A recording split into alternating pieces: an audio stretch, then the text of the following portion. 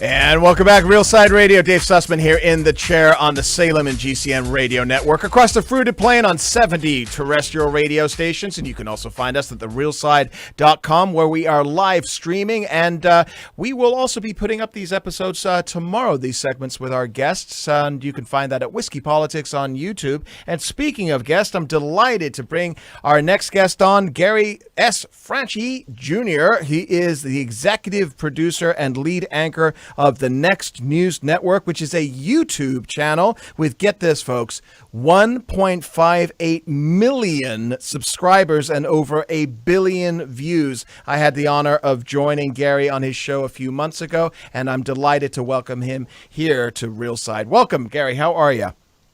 I'm doing great, Dave. Thanks for having me. Yeah, it's a pleasure. So first of all, you are in the great state of Illinois, which you guys just had a success today regards to COVID. I'm going to let you talk about this a little bit, how you were involved and instrumental in overturning the tyranny of the big government we're seeing out of all of this. Well, I prefer to call it the police state of Illinois. But yes, we did have a small victory today for the people. What happened is on Friday, last minute, right before the weekend, the governor decided to file with the Secretary of State new police powers with the Illinois Department of Public Health. And what those powers would include is criminalizing any business or individual that goes against the Illinois Department of Public Health, the executive orders of the governor to stay at home, creating a Class A misdemeanor that would imprison people for up to a year and give them a fine of up to $2,500. Now, the representative's name escapes me, but he put out a press release, and the press release, I contacted him, I got some more details, and it turns out that the paperwork was in fact filed on Friday, and then it was going to go to a committee on Monday and be voted on Wednesday. And it's Friday. I'm ready for the weekend. The last thing I want to be doing is calls to action. I want to spend time with my family, but I felt that I had no other obligation but to sound the alarm for the people of Illinois. I went in my backyard, fired up my cell phone, and recorded a short video, published it to Facebook.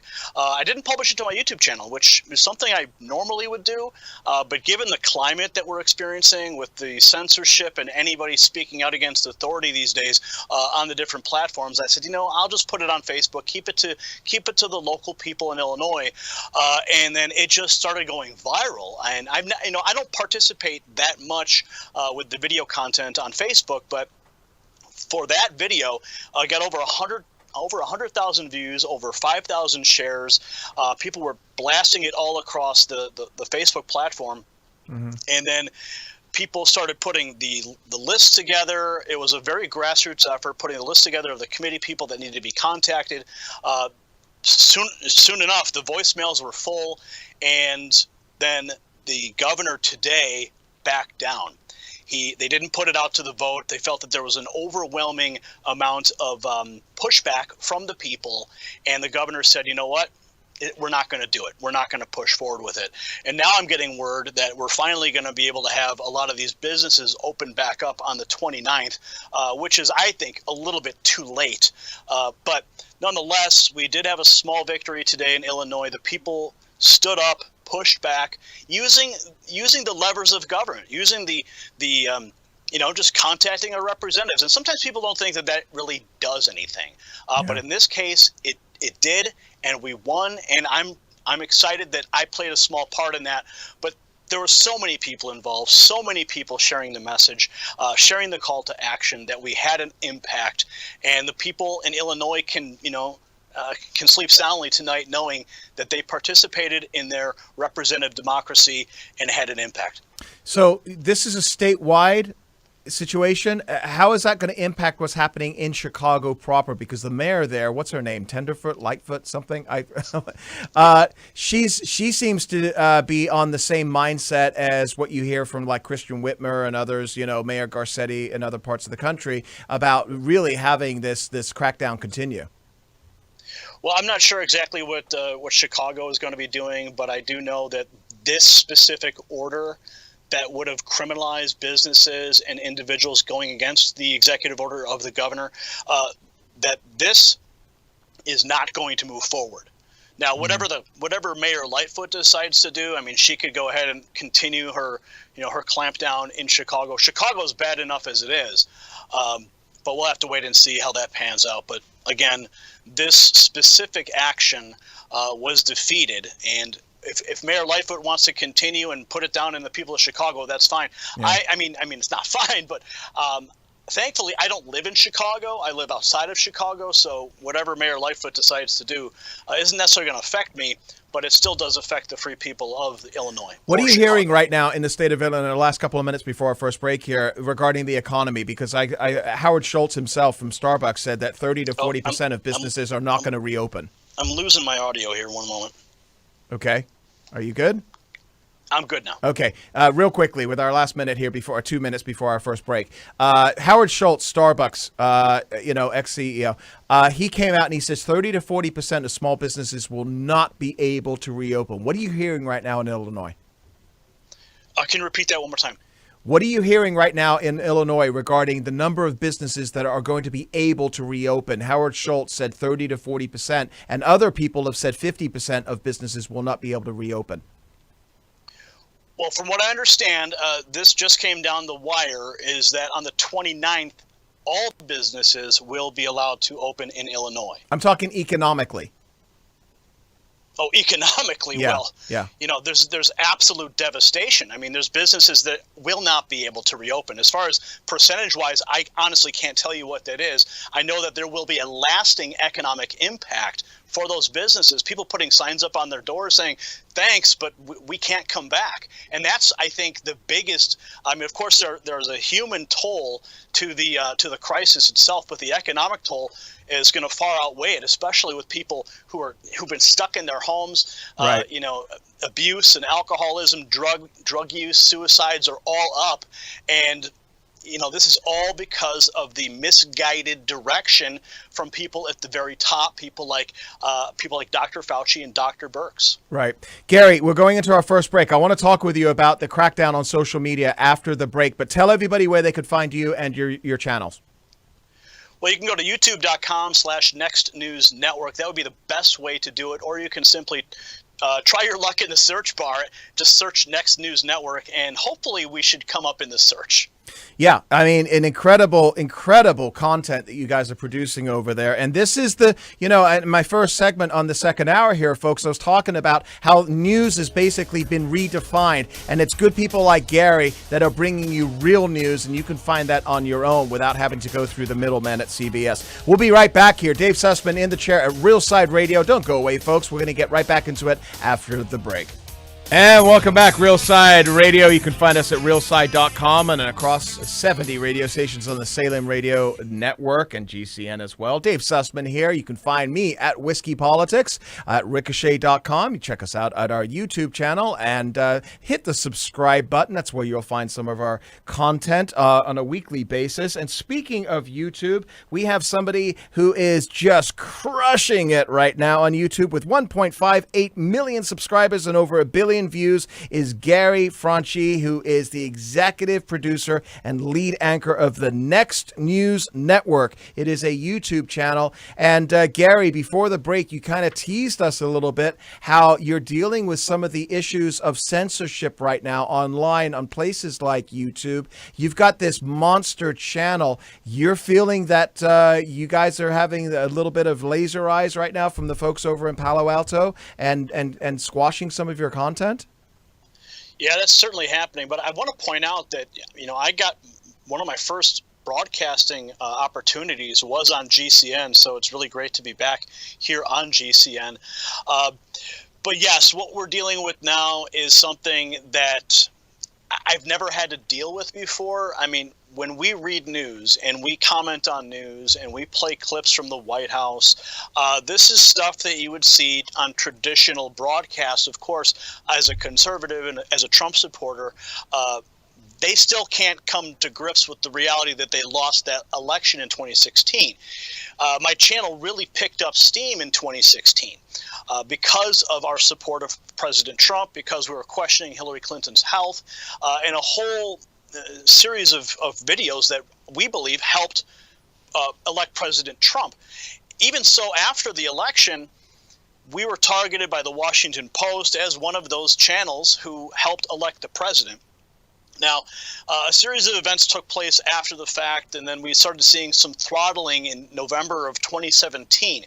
This is when the left said, we can't have another Trump situation. As you know, insiders at Project Veritas, they were able to get people at Google on the record saying that they did not want to have another Trump situation. So that was confirmation of what we had believed was happening. In November 2017, we noticed an absolute algorithmic shift, and that algorithmic shift cut 75% of our viewership overnight. Now, what that means is that all of our content went down. And then if you look at the charts from those dates, all the content, all the views and subscribers for CNN, MSNBC, BBC, all of these mainstream, corporate-approved, globalist channels went straight up. So we went down, they went up, and we just kept pushing forward. So we were sort of, used to being throttled at that point, but now this is something completely different. Now we're in a global pandemic, and we have the powers that be who are pushing a specific narrative, and you cannot question the medical authorities. You cannot question them. Even though they're giving us mixed information, whether you wear a mask or whether you don't, or whether you can take this drug, or whether you can treat yourself with this, whether it's holistic, whether it's, a part of the medical establishment, whatever it is, they have a specific narrative, and they are throttling anybody who questions it. So we did some interviews with some doctors. Dr. Buttar was one. Dr. Shiva was another. Dr. Mikovits was another. As you know, her video, the Plandemic trailer, was completely removed from YouTube. They're still trying to chase it around. But we noticed that our first interview with Dr. Shiva, that went viral. And that was okay. That stayed on the channel. And then we interviewed Dr. Buttar. Dr. Buttar's interview went mega viral, the most views I'd ever had on YouTube. 7 million views. It was everywhere. Wow, good for you. The video was translated into German, translated into Italian. It was re-uploaded 2,500 times on YouTube. Okay? They deleted my video, and they said it was in violation of community guidelines. No, they didn't issue a strike. They just said, sorry, we're deleting it. And then a couple days later, those doctors from Bakersfield, Dr. Erickson, did a press conference. And I thought it was absolutely fascinating. Here you have two doctors, established, educated in their own practice, having a press conference, and presenting their findings to the medical, to the press and the medical community at large. And of course, that went against the larger narrative. What did I do? I felt like it was important for me to digest that press conference. I took my cell phone yet again. I go in my backyard and I point the camera at my face and say, hey, here's a clip of these doctors. What do you think? And then I digest it more, provide some more commentary. That video went viral. 2.3 million views. And then they took that one down. I've had so far 5 videos removed off of YouTube for some sort of violation of community guidelines. They don't issue strikes, thank God. Otherwise, we'd be terminated by now. But the fact of the matter is that they're removing content at such a rate, channels being wholly demonetized because they're speaking out against the establishment, the medical establishment. It's something I've never thought that I would actually have to experience, especially on YouTube, to this extent. Gary, the censorship that you're talking about, give us a thrust of the 3 individuals, the doctors that you had on, because those 3 doctors, namely, specifically there's been a lot of pushback online, and you can find a lot of articles that the pandemic is full of holes and blah, blah, blah. All right. So yeah, they're controversial people that you've brought on, but they are medical practitioners. They are doctors or researchers and scientists. They're bona fide, certainly speak, volumes on that. So what exactly was it that you think that YouTube had a problem with, specifically those 3 guests, and then Erickson? Well, Well, to be honest with you, the Dr. Shiva interview was phenomenal.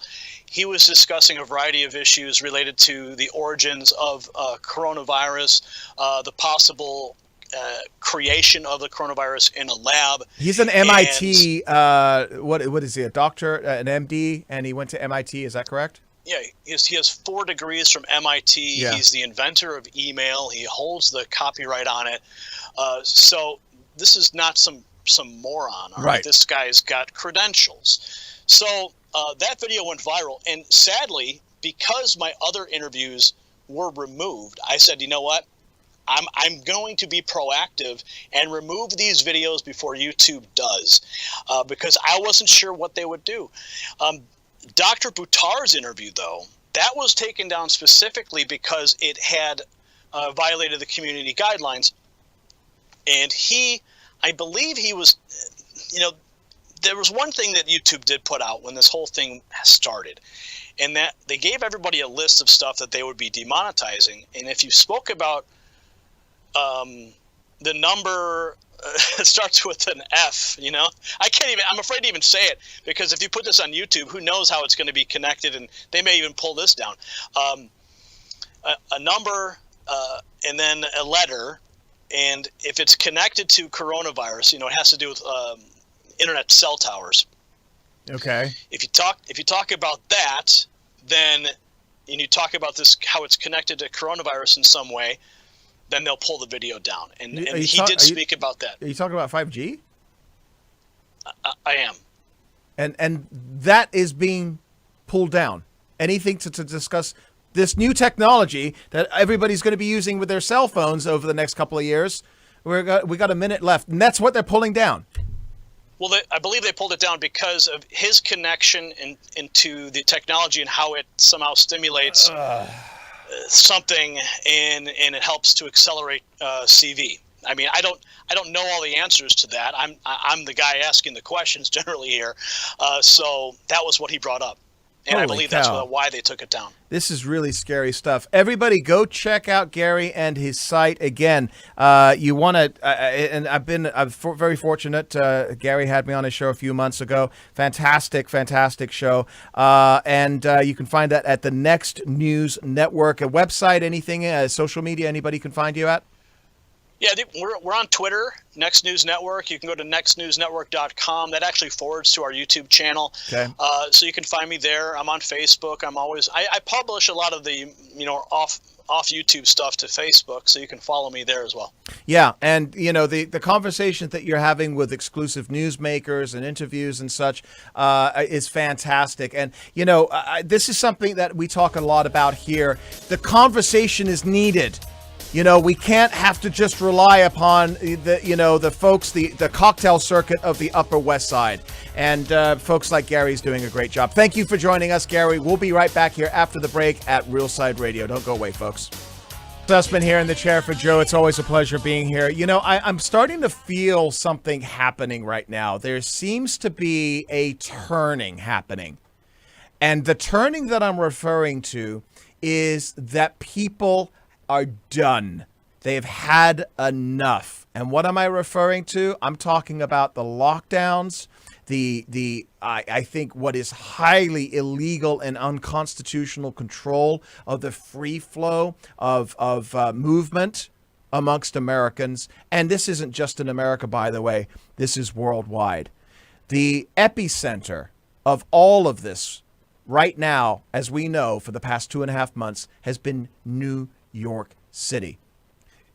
Much to the, I would say, going against what the media has been reporting as to whom the hero is in Governor Cuomo. He has absolutely exasperated the situation.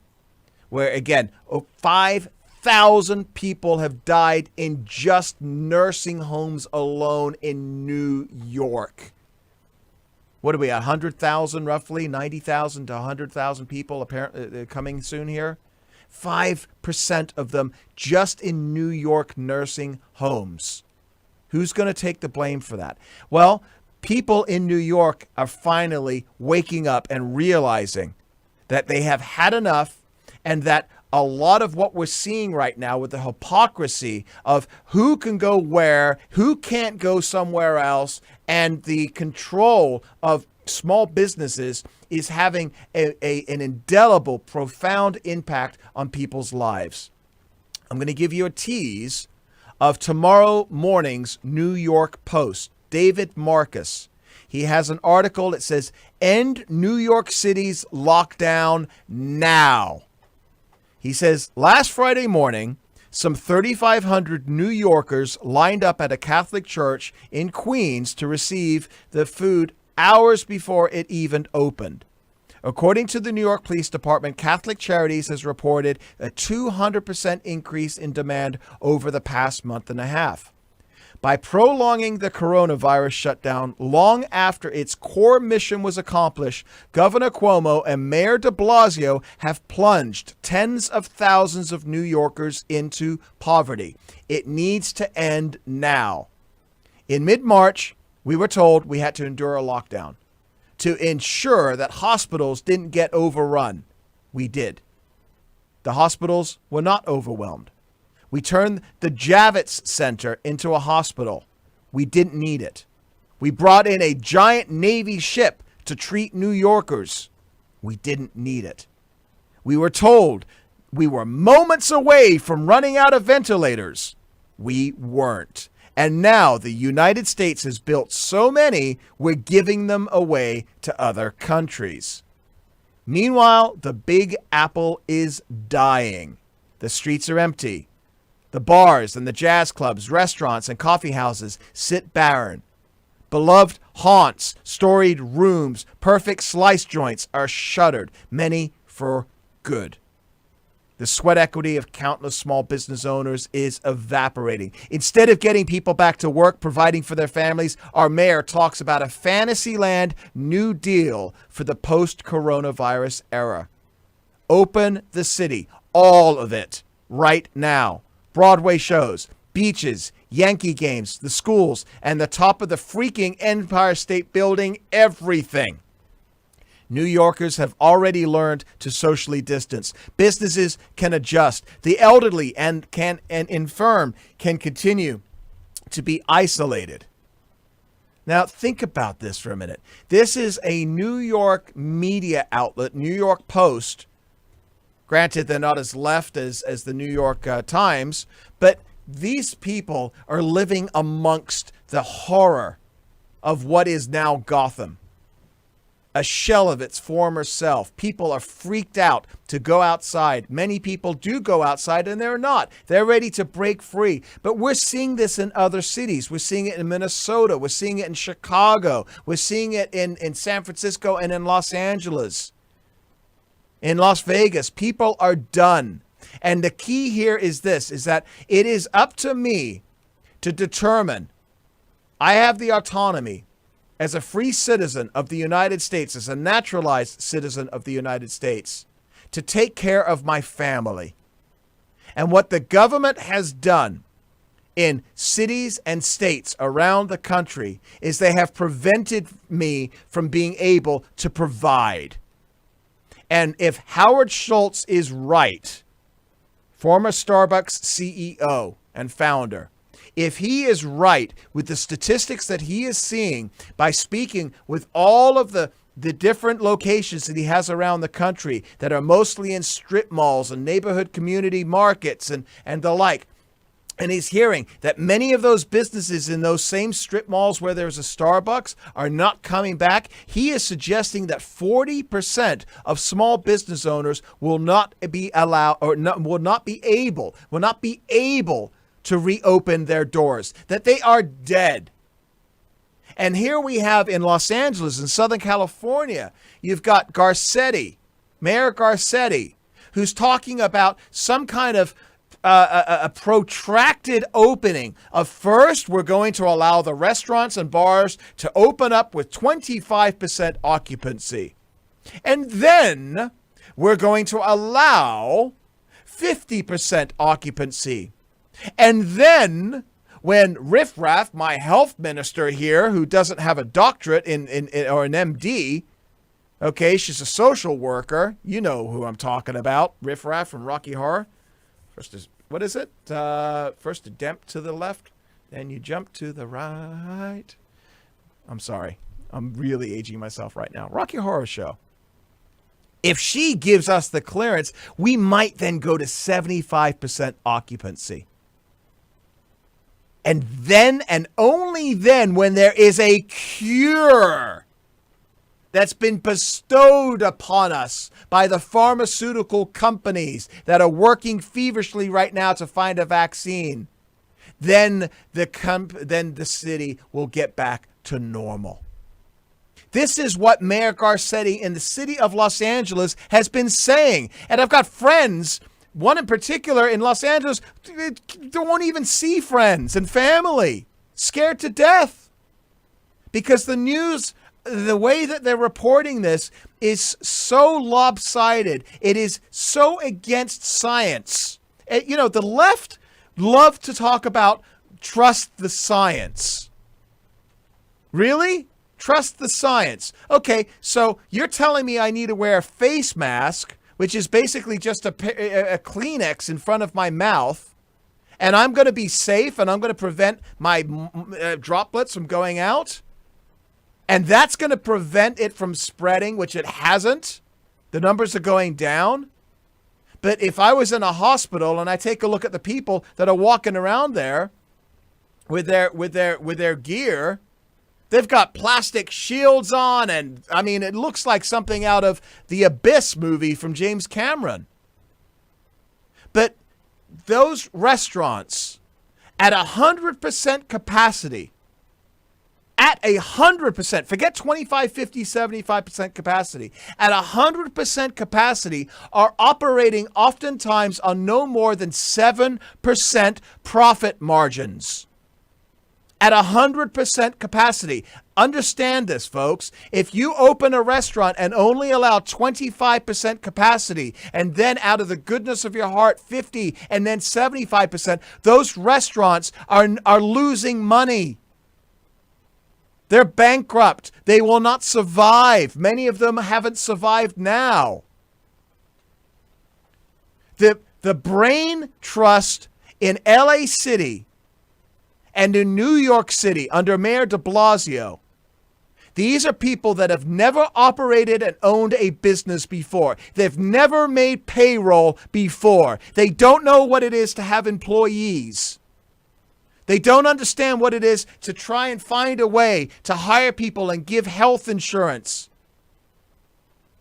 and buy product and sell a service and somehow beat out the competition and still take enough money out of that business to provide for their family. None of these people making decisions have ever done this.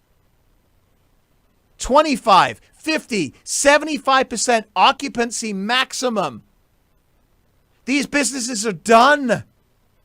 Bars, restaurants, coffee shops, hairdressers, salons, spas. What are we doing here, ladies and gentlemen? And the fact that you've got New York media basically now saying it's enough. End New York City's lockdown now. End Los Angeles is knocked down now. Let people get out. People understand social distancing. They'll wear their face masks. But we've got to end this misery now before it's far too late, and it already is, unfortunately, for far too many people. This is my plea to anybody that is in earshot of this right now. Stop listening to the politicians. They are idiots. Rant over. We'll be back in the third hour. Woo! Don't go away, folks. Dave Sussman here in the chair at Realside Radio, realside.com. We'll be right back.